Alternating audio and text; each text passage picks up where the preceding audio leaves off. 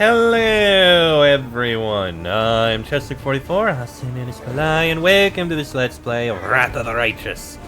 Last episode, we made our way to Pelorus Fall and managed to save the people there and the research. Thanks in no small part to Nura showing up and actually helping out by preventing Mutasifen from getting away. Mutasifen, who is now fully dead. Possibly again. So, wonderful news there. We've also gotten some good loot out of this. Ooh, Contagious Shroud. Whenever the wearer of this cloak is attacked in melee, the attacker must pass a fort save or become sickened and vulnerable to acid for 4 rounds. It's not the best. And I don't think much of the rest of this is particularly important. Alright. We can exit.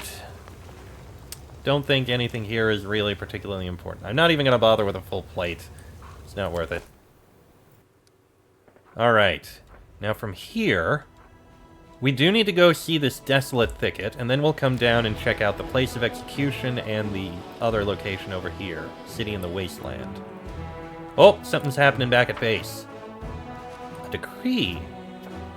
Records of Pelorus stargazers. The disconnected data on the world wound collected by the stargazers of Pelora will not be of any help if it is not studied in detail and properly organized. And stargazers of Pelorus Shrine have shared their knowledge of the commander. For many years, they've been creating an artifact that could weaken the connection between Threshold and the Abyss by shining Pelora's northern lights down upon the fortress. The project requires just a little more work before it can be put into action. Okay, some decent things there. We'll finish the expansion from Outpost to Bastion, and then we'll go investigate those. Alright, let's see the desolate thicket. Oh, hold on. Ah, the Yamazadas again. We'll do that after the military exercise. Also, our troops can now go, which means Setsuna! You are going to go to Necromancer's Grave. You have forces to deal with. That demon army shouldn't be a problem at all. Alright. Cast one of these. Actually, we're not going to bother. Let's just go with a fireball.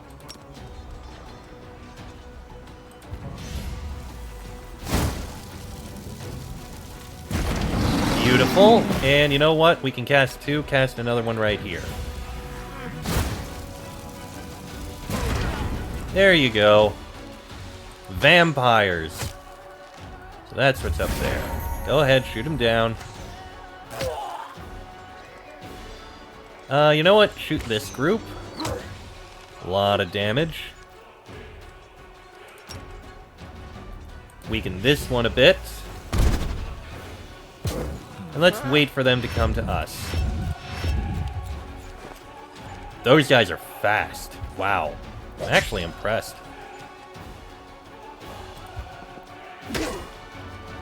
Nice stun. Ooh, can you stun this one too? You can! Love it.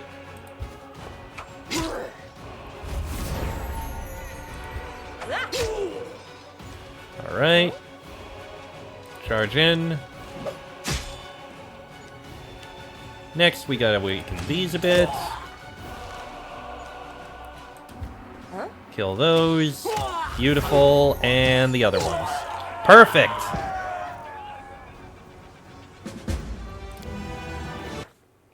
The Crusaders encountered a group of volunteers from Ustalav who joined the Crusade around 60 years ago. Unfortunately, their leader, an influential noble, turned out to be an undercover vampire. He corrupted his army, spreading the plague of undeath among the soldiers. Before putting his unholy corpse to the torch, the Crusader stripped his body of the ancient relics of his family. Alright. And this one's gonna be really easy. I'm pretty sure I can do this with just this. Perfect. That took nothing. Once upon a time, an altar of a dragon god Apsu stood atop this high mountain. His noble children used to protect this place of power from demons, but the corruption of the world wound devoured their bodies and minds, turning them into undead monsters. However, even having lost their sanity, they never harmed the sacred altar. Okay. And it looks like the only forces we have left are right over here by the Castle of Desires and that fort over there.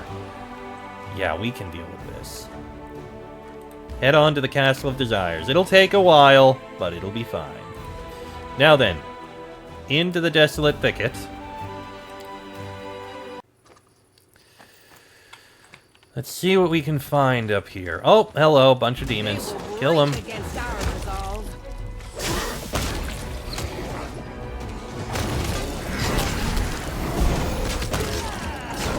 Almost. Oh, hi, Glabrezu. And Glabrezu is dead. I'm pretty sure I can just loot all of this. Couple things to loot there. That is Follow if you dare. a statue of a chicken created in an artful and absolutely non-insulting manner. I'm gonna read this one. A crumpled note. If you've found this note, I want you to know, art is pain. My name is Floggy the Sculptor, and the moment I was born, the goddess Shellen struck me with the most horrible curse of all. She gave me a craving for art. I became a sculptor's apprentice when I was 7, and by 25 I had already become a reputable and ambitious debutante. Alas, this didn't bring me any happiness. My first piece of art, a composition called The Last Azalanti Takes a Step into the Lands of the Axis, caused a stir, and most reactions were shouts of indignation. For some reason, the public decided that my depiction of Aradan bore a striking resemblance to the chairman of Absalom's Grand Council, Lord Wars. They accused me of being corrupt and subjected me to a shameful beating right at the grand opening. I attributed this calamity to my youthful inexperience, and I intended to turn the tables. To avoid further accusations, I chose a topic that was pronouncedly distant from Absalom's realities. So, I depicted the Tian goddess warrior, Chitzuru. How could I have known that so many people from Tianzia live in Absalom? And why did none of them warn me that the name of the goddess is actually spelled and pronounced Shizuru, or that misspelling it is a great blasphemy? How could I even suspect that one part of my audience would be outraged by the excessive bellicosity of my statue, the other would be insulted by its extreme femininity, and the rest would brand me a parasite for trying to make money off of undisguised cultural appropriation? Feeling desperate, I turned to abstractionism, and when the time had come to give a name to my statue, I chose a random set of letters, consonants only. But caused even more trouble. That very night, a bunch of strangers clad in hooded black robes broke into my house, threatened me with daggers, and demanded that I never again try to depict their mysterious deity or mention one of its secret names. Having failed at gaining glory among the educated and sophisticated public, I fled north to Sarkoris. There, among the simple people, my talent could finally blossom. I showed them wooden sculptures, whose crude grotesqueness emanated strength and the primordial power of the earth, things they were supposed to understand. So they beat me up for good measure and kicked me out of their settlement, right after they broke my favorite chisel and spat in my travel bag. Until this day, I have no idea what I did to offend them. By that time, I had already learned not to ask pointless questions. The desperation of it all made me feel bitter and stubborn, but fate challenged me, so I accepted the challenge. I had found my mission. I wanted to create a statue that would insult no one. After several weeks of contemplation, I decided to sculpt a chicken. Yes, a simple chicken. What could be offensive about chickens? They're yellow and they chirp, and there's definitely nothing wrong about that.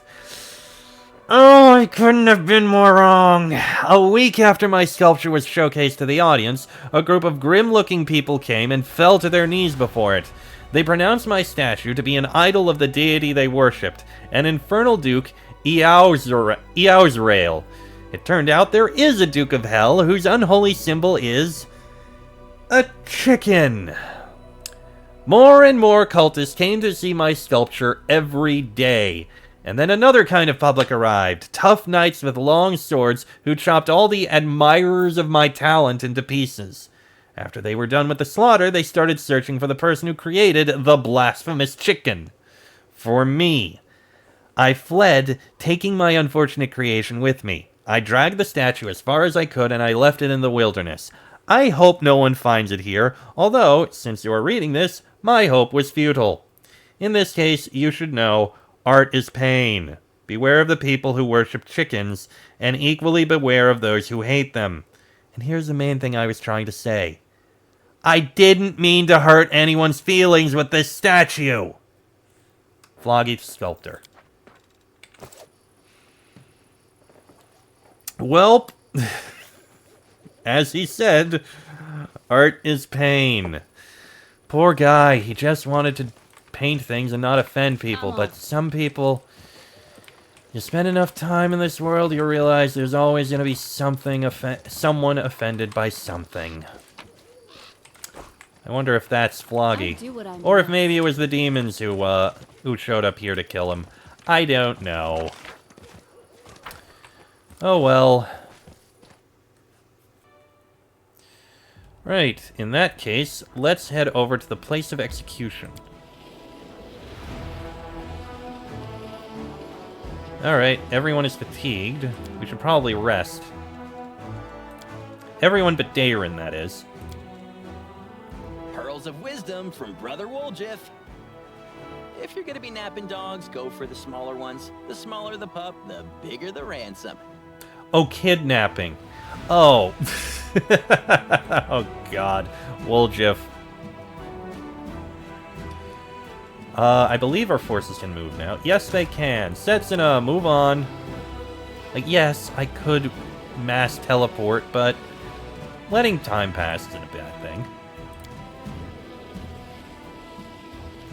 Place of execution. Okay, everyone get onto your mounts, please. You're still mounted. I find that interesting that you're remaining mounted. Well, there's some demons to kill. Even a Baylor. You are dust beneath my feet. You can claim it.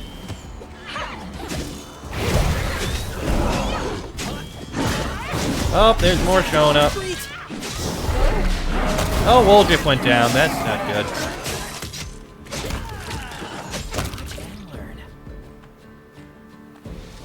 Okay, Woljiff is okay now.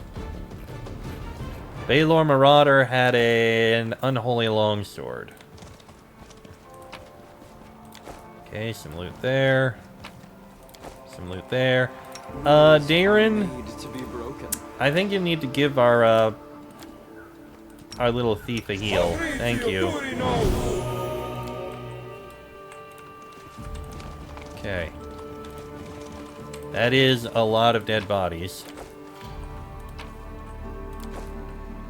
And I recognize that. Purple symbols! Oh, and there's something down here. Do not need that regular warhammer. Alright, so place of execution is dealt with. Let's take the exit.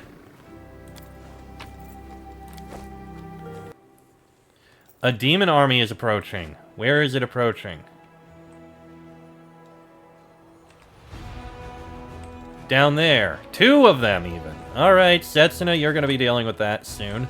I'm going to skip the ineluctable prison for now. Let's go to the city in the wasteland. Oh. What is up here, I wonder? We do it my way. I honestly do not know. A bunch of ponies. Unexpected sounds break the menacing, monotonous atmosphere of the world wound. Business-like chatter, the lazy neighs of ponies, the clatter of instruments, and rising above everything else, a rather expressive voice. A flying ship! How could you even think of proposing such a thing? Next, you'll tell me we should travel by portals or streak across the sky in a winged chariot. And don't look at me like that. I know what you mean, that this card has experienced things you wouldn't see in your worst nightmare. that it's time to retire and put its wheels up beside the fire, axles creaking as it tells its cart grandchildren stories of its wild youth. That I can afford more reliable transportation than this wreck. To this, I will say that great explorers and discoverers set out on their expeditions on foot, and they didn't complain about it. Yet you can't even survive comfortable ground-based travel in an ordinary cart.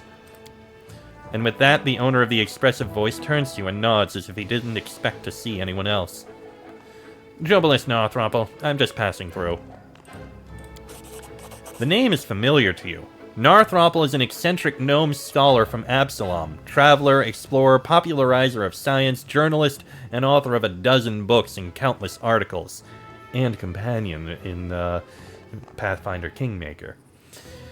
Due to his overly sharp tongue, he's been sentenced to death or exile by no fewer than 3 or 4 nations of Galarian. Every year, new rumors surface of his death at the hands of some offended monarch or other. I've heard about you. You're a scientist and an explorer, aren't you? Nenio, absorbed in her scribbling, raises her head at the mention of the name. Jubilost Northropple, the author of Distillation of Magical Liquids in the Field? Yes, that's me. I take it I have the honor of speaking to a fellow scientist. With a fellow scientist and a successful rival, a future successful rival, I intend to take your place in the department at the College of Mysteries, on my way to the headmaster's seat, naturally. By the way, the blood of mythic demons cannot be distilled by your method, and neither can the slime of an ordinary carnivorous blob. Obviously not. Jubilost doesn't seem offended. On the contrary, he's looking at Nenia with growing interest. My distillation method was developed for distillations carried out on the material plane, for liquids originating on the material plane. Demon blood does not meet these conditions. For extraplanar liquids, I've developed a new method described in my article in the first issue of National Alchemy in 4817. We've got a whole century to go before 4817. Yes, of course, that's correct. But the article was scheduled for publication in advance, Jubilost says, but he sounds uncertain. To be fair, I do not require data on extraplanar entities for my encyclopedia. Therefore, demons and their blood as such do not interest me. But I have not yet finished the section on cult alchemists. The main focus of their work is potions based on demon blood. To support my thesis that the average cult alchemist lacks any real knowledge on the subject, I need to make a breakthrough in this field. An approach worthy of a true scientist. I wish I could linger and try to reconstruct my method from memory, but I don't have any time to spare. So you're an encyclopedist, and at the same time a practitioner and a field researcher? That's right. I'm Nenio. I just need to clarify a couple of details. I'll figure out the rest on my own. Of course. I'd be happy to be of assistance. Even if nothing comes of it, we could continue this discussion by correspondence. Is this some kind of scientific flirtation or what? Oh, it's certainly possible. But let's return to the issue at hand. To what degree should I saturate the blood with steam during distillation? My previous attempt resulted in an explosion, which suggests the durability of standard distillation apparatus is not without limit. To a degree... saturate... What? You're using direct distillation. I am. Dry steam distillation is not a viable option. What absolutely, utterly inconceivable nonsense! In my second article in the National Alchemy, I prove beyond the shadow of a doubt that direct distillation is not suitable for magical liquids, and only a properly isolated steam coil allows us to consider the distillation process effective. Jubilost glares at Nenio. In the section of my encyclopedia detailing the uses of distillation apparatuses, I completely unravel every argument of your work on the benefits of dry steam distillation. Ha! Jubilost folds his arms in indignation. Then his expression shifts to boredom. So you're interested in distillation, dear colleague. Excellent. Then subscribe to National Alchemy and wait until my article reaches these parts. I'm afraid I'm in a rush and cannot offer you any advice on the subject. So, where did we leave off, Commander? I've heard rumors of your death. Jubilost shrugs in an emphatic, dismissive way. These rumors never stop. I'm not a desk jockey, but a field researcher and a cartographer. I spend most of my time on the road, stopping only briefly to finish a paper or give a lecture. Every time the unknown of new mysterious lands swallows me, my detractors jump at the chance to spread stories of my death. I've been credited with perishing in the depths by the eye of Amendago, meeting my end at the hands of the Whispering Tyrant when Lastwall fell, and many far less impressive deaths, such as being drowned by kobolds in a river in a place not marked on any map. Hogwash. I do not imagine myself immortal, but so far I've been able to avoid meeting Pharasma. There's still so much to learn about this world. Jubilost's speech seems confident, and there's no reason to doubt his words. Yet, he mentioned the fall of Lastwall as a well-known fact, but you know for certain this nation is alive and well. You just happen to be passing through so deep in the world wound.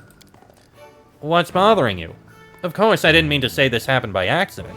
Passing through simply means I do not intend to conduct extensive research or educational work here. Just make a few observations here and there. What's wrong with your cart? Oh, I suppose I should have led with this. Sadly, my cart is stuck, and my assistants, Jubilost cast a peevish look at the three gnomes shuffling awkwardly nearby, as it turns out, are completely incapable of applying the most simple practical skills and fixing this blasted wagon. I would appreciate your help, Commander. All you need to do is to attach the wheel, clear the road, and calm the poor ponies. The whirlwind causes them great stress. How do you know I'm the commander? I haven't introduced myself. Jubilost adjusts his glasses. Obviously, it's about my acumen. Surely you didn't expect a renowned scientist to be so ignorant as to not recognize the most significant historical figure of this region and era.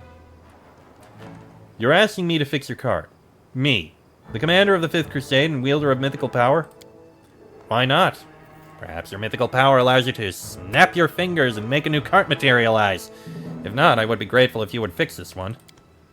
Darren shakes his head disapprovingly. Your manner of conversing is audaciously arrogant. It's appalling. Jubilost narrows his eyes. I don't recall you introducing yourself, young man. Count Darren Arende, at your service, Mr. Northrobble. Oddly enough, I've read about you. In a news item on high society scandals. I stumbled upon it in the cabin of the Absalom ferry when I had nothing else with which to occupy myself.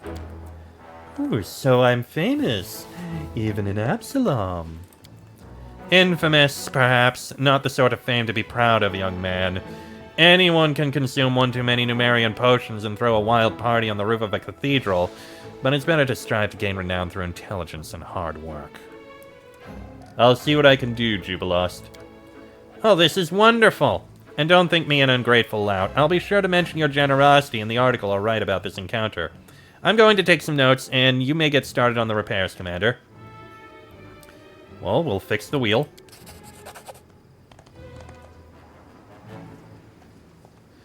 After 10 minutes of work and a little bit of ingenuity, the wheel slides back in place, none the worse for wear. A thought just occurred to me, Commander, says Jubilost, who barely pays attention to your attempts to repair his cart. What do you think of your place in history? You brought a healthy, healing dose of chaos to the rigid order of the Crusades and opened the doors of Elysium. Who would have thought? Is this an attempt to interview me? Were this an interview, I'd be asking you awkward questions. I have plenty, believe me. Jubilost looks at you through his glasses as if he knows your every secret. I could start by asking about the source of the mythical power that made all of Mendev consider you the chosen one of the gods, and then move on to asking, how does it feel to be the hero in one of the greatest scams in modern history? But I'm not doing this. I'm merely satisfying my curiosity. Perhaps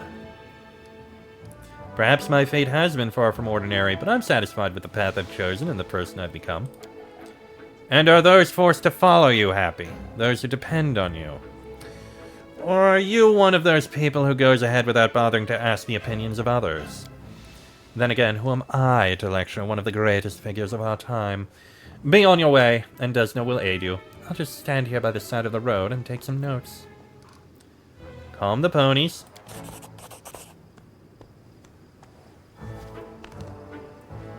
The ponies' eyes seem oddly intelligent. You get the uneasy feeling the ponies are playing along with your attempts to calm them, chuckling to themselves. Still, they obediently stand where they're supposed to, ready to pull the cart.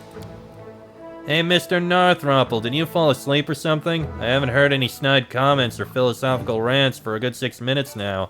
Something is clearly amiss. Oh, what was that? An attempt to practice your wit at my expense?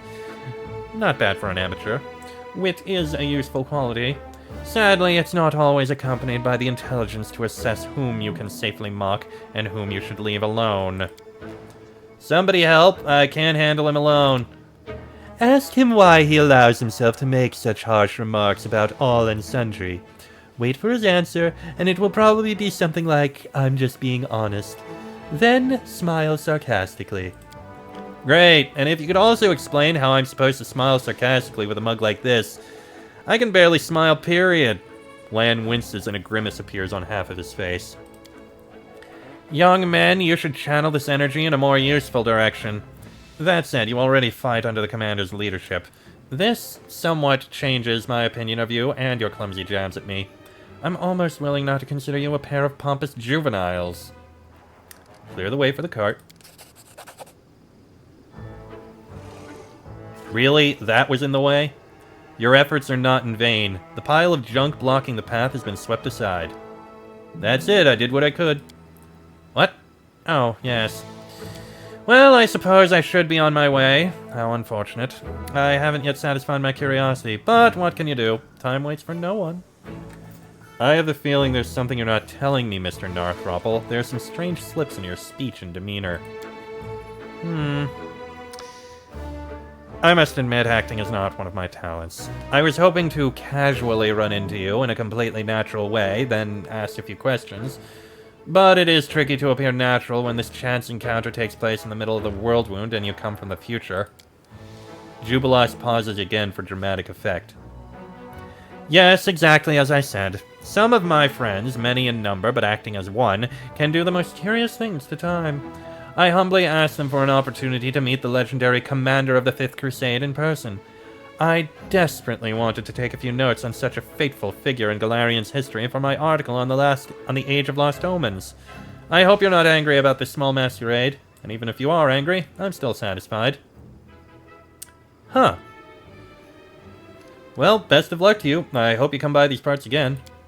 My apologies, but 1,000 more discoveries await me. I can't stay in one place too long, but I am glad to have met you. This conversation provided me with much food for thought. Farewell, Commander.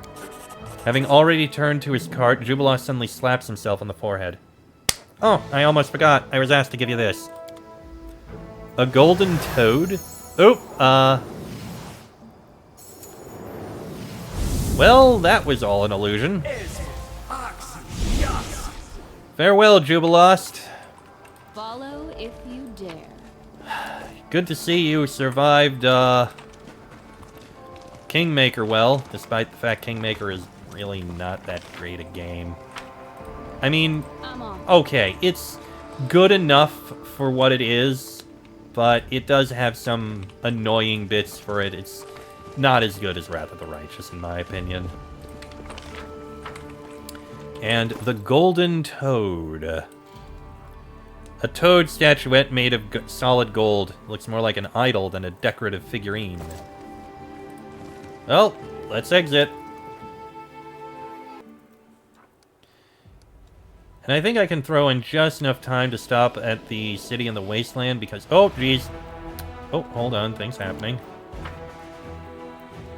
Call the Azadas. That's what it's asking to do. We'll get to that eventually as well. But I think we're going to need... whichever of the... Bralan... Yeah, that's Call the Azadas. We'll do that later.